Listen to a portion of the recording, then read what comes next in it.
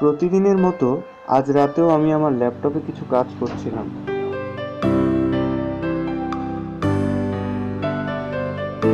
হঠাৎ মনে হলো, এটা তো আগস্ট মাস। 12টা পার হয়ে গেছে। এখন 13 তারিখ। আজ আমার জন্মদিন।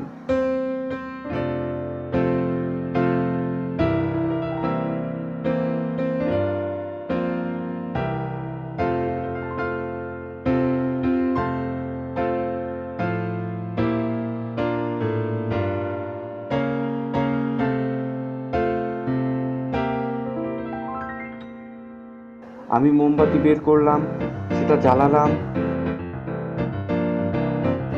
মোমবাতির শিখা পুরনো স্মৃতি জ্বলজ্বল করে মনে করিয়ে দিচ্ছে, যে স্মৃতি ছিল বেদনা।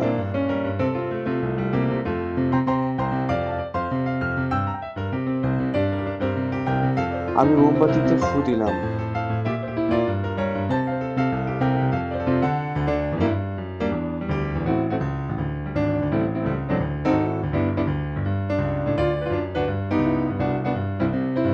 চিন্তার নৌকা আমায় নিয়ে গেল স্মৃতির রাজ্যে, যেখানে জ্বলছে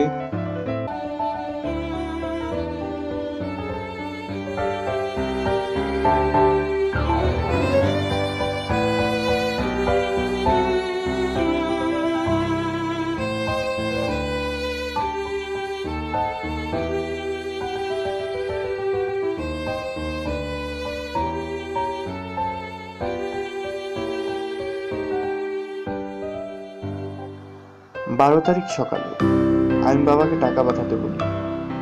আমার ভার্সিটির টিউশন ফি, হাত খরচ আর খাবারের জন্য বেশ কিছু টাকা প্রয়োজন ছিল। বাবা বলেন সন্ধ্যায় পাঠাবে।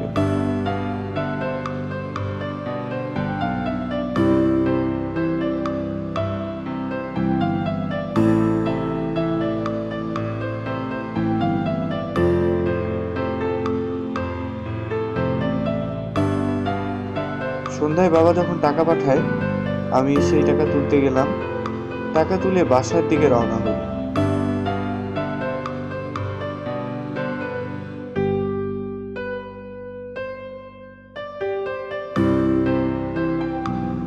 বাসায় ফেরার পথে একটা অসহায় ছেলে আমার রিক্সা থামায়।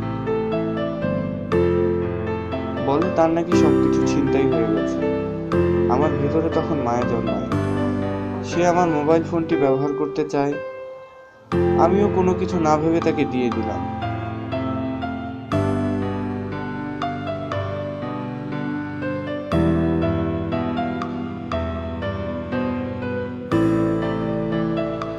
সে কথা বলতে বলতে পাশের একটি নির্মাণাধীন বাসায় চলে যায়। আমি বুঝতে পারিনি কি হচ্ছে, বুঝতে পারিনি সেই মায়াই আমার বিপদ ডেকে আনবে। ছেলেটি কোথায় গেল? আমিও তাকে খুঁজতে খুঁজতে বাসার ভেতরে যাই।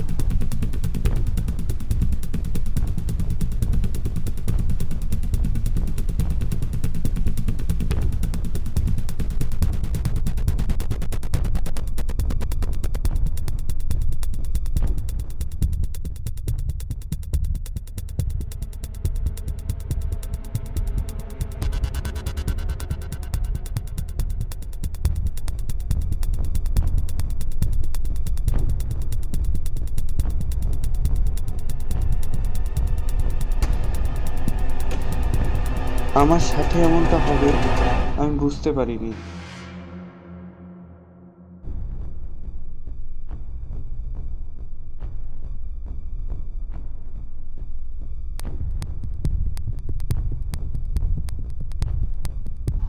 ওরা চলে যাওয়ার পর আমি বের হই।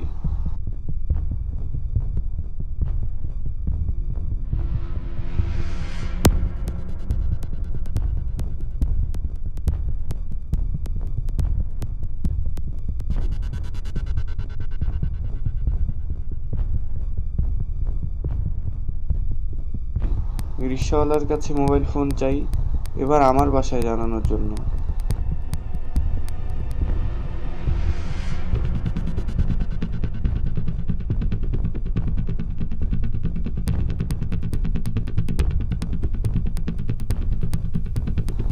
তারপর রিক্সাওয়ালাকে ধন্যবাদ দিয়ে বিদায় করি।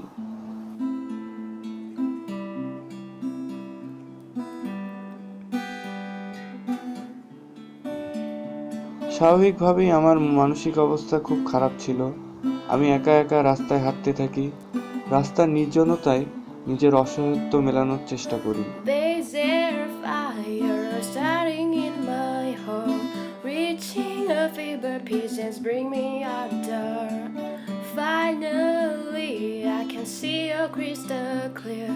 Go ahead and tell me out and I'll lay your ship bare. See how I live with every piece of you. Don't underestimate the things that I will do. There's a fire starting in my heart, reaching a fever pitch and bring me out of dark. The scars of your love remind me of us that keep me thinking that we're so much এক সময় বাসায় পৌঁছাই। The scars বাসায় of বন্ধুদের your আগেই love জানিয়েছিলাম। that leave me breathless. I can't help feeling we couldn't have it all. আমাকে দেখে আমার কি হয়েছে, কিছু হয়েছে কিনা এটা সেটা অনেক প্রশ্ন করে।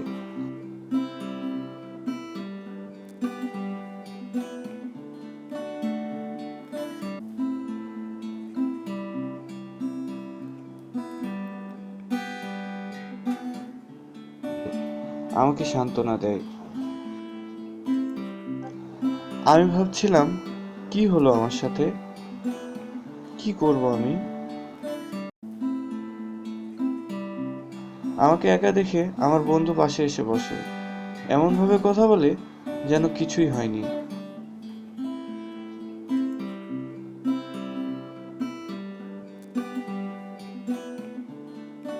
আমাকে তার একটা মোবাইল ফোন ব্যবহার করার জন্য দেয়।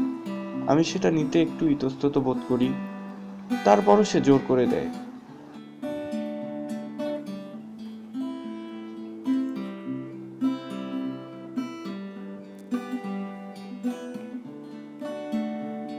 আমাকে ডাকে ওদের সাথে গল্প করার জন্য, আড্ডা দেওয়ার জন্য।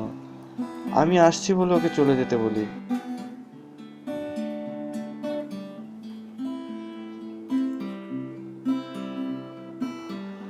কেন জানি স্বাভাবিক হতে পারছিলাম না। কেমন একটা চিন্তা হচ্ছিল, বাবাকে বলবো কিনা, বললে কি বলবো। এখন টাকা চাওয়াটা ঠিক হবে না।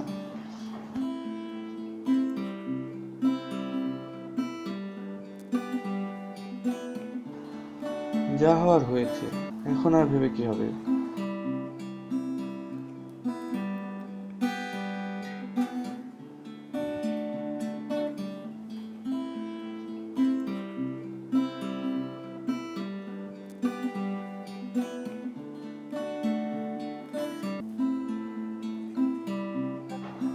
ভাবতে ভাবতেই সকাল গড়িয়ে সন্ধ্যা, আবার সকাল। পরদিন আমি ছাদে একা একা হাঁটছিলাম। ভার্সিটির টিউশন ফিটার কি করব সেটা চিন্তা করছিলাম।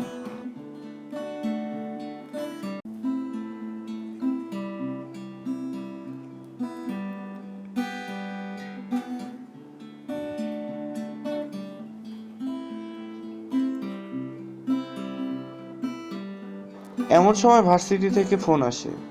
আমাকে জানায় আমার আবেদনপত্রটি নাকি মঞ্জুর হয়েছে।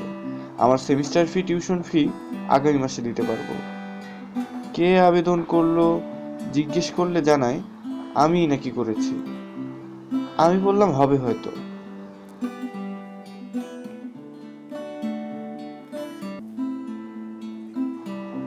যাক, একটা চিন্তা থেকে মুক্ত হলাম। তবে কে করলো জানতে পারলে একটা ধন্যবাদ দিয়ে দেব।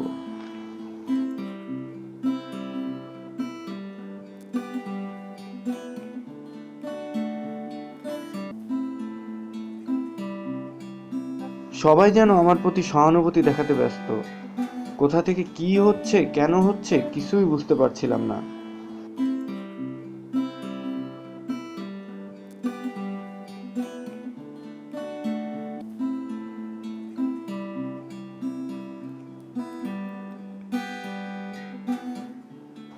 রাস্তা দিয়ে একা একা ভার্সিটি যাচ্ছি, কোনো বন্ধু এসে রিকশায় তুলে নিল।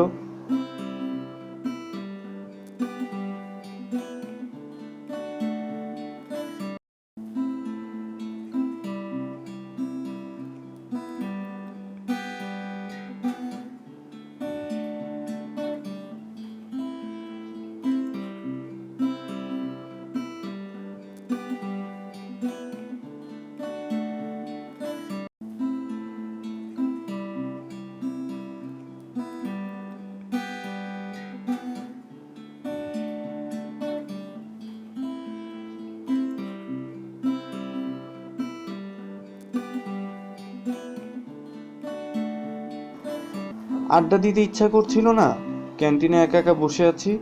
কোনো বন্ধু এসে ফাজলামো করে মন ভালো করার চেষ্টা করলো।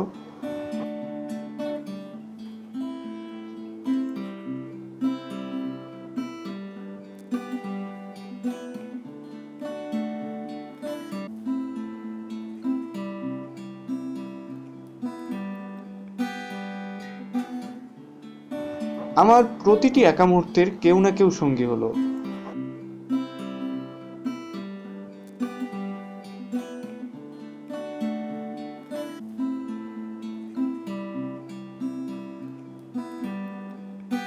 শেষ পর্যন্ত তারা আমাকে স্বাভাবিক হতে বাধ্য করলো।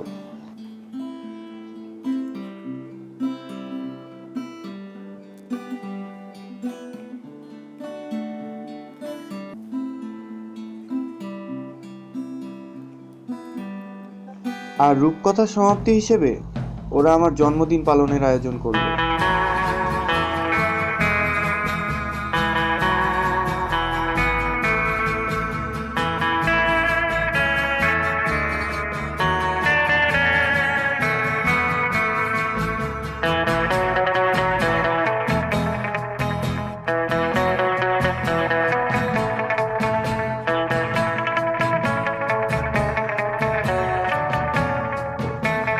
এত কিছুতে আমি ভুলেই গিয়েছিলাম গতদিন কি হয়েছে কিংবা ভবিষ্যতে কি হবে।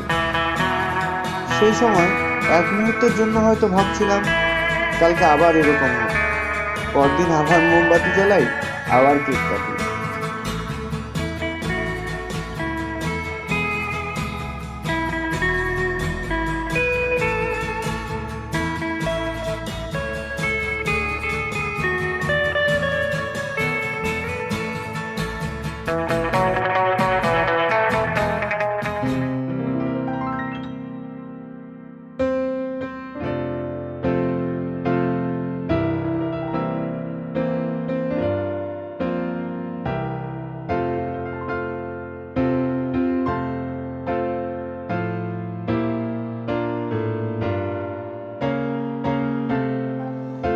সবার ছবি আজও আমার চোখের সামনে ভাসছে। হয়তো আগামী প্রতিটি জন্মদিনেই ভাসবে, আর জ্বলবে স্মৃতির মোমবাতি।